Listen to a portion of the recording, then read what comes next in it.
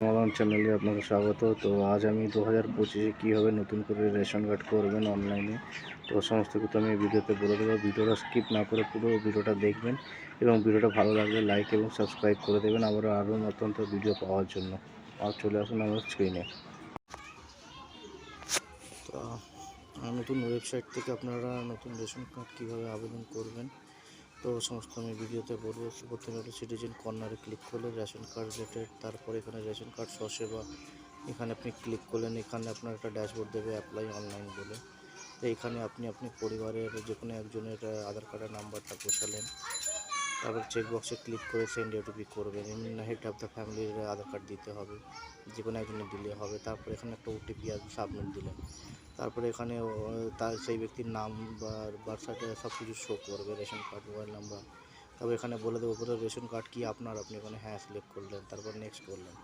এখানে আপনার যে ড্যাশবোর্ডটা খুলবে, এখানে আপনি 4 নম্বর ফর্ম এখানে ক্লিক করবেন। 4 নম্বর ফর্ম যেহেতু আমার নতুন করে করবো একজনের রেশন কার্ড, এখানে ক্লিক করবেন। বাকি বিভিন্ন রকম ফর্ম আছে, ফর্ম 5, 7, 8 বিভিন্ন রকম ফর্ম রয়েছে। এখানে আমরা যেহেতু নতুন করে রেশন কার্ডটা করবো, তাই আমরা এখানে ক্লিক করলাম। এখানে ক্লিক করার সঙ্গে সঙ্গে সবার নাম যে কজন আছে ফ্যামিলি মেম্বারে, তোমার নাম এসে গেল, নেক্সট করলাম। তারপরে এখানে আপনাকে যদি বলে এখানে আধার কার্ড এবং বার্থ সার্টিফিকেট দিয়ে আপনি রেশন কার্ডটা করতে পারবেন। যদি 5 বছরের নিচে বাচ্চা থাকে, তাহলে তার বার্থ সার্টিফিকেট দিতে হবে। তাও এখানে পুনরায় একবার বার্থ সার্টিফিকেট নাম্বারটা ফের আবার পুনরায় করে ভেরিফাই করাতে হবে। এবার যদি 5 বছরের নিচে বাচ্চা থাকে, তো তার আধার কার্ড দিতে হবে। আধার কার্ড দিয়ে আধার কার্ড নাম্বারটা এখানে বসাবেন, পুনরায় আবার নাম্বারটা বসাবেন, তারপর ভেরিফাই করবেন।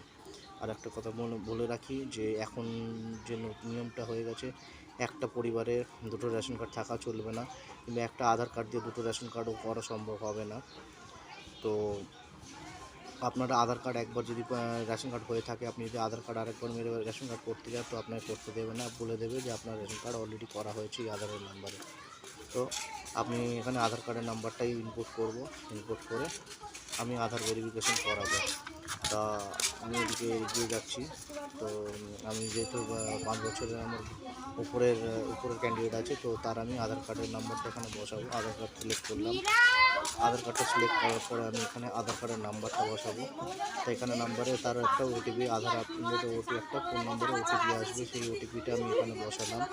তো এই ওটিপিটা এখানে বসাবার পরে আমি এখানে ভেরিফাই করলাম। ভেরিফাই করার পরে তারপরে আমি এখানে চলে এলাম এই ড্যাশবোর্ডে। তো এইখানে আমাকে সব কিছু জাতি, অভিভাবকের নাম, অভিভাবকের ধরন এগুলো সিলেক্ট করতে দেবে। জাতিতে আমি জেনারেল কাস্ট, এসটি, ওবিসি কী আছে সেটা দিয়ে দেবে।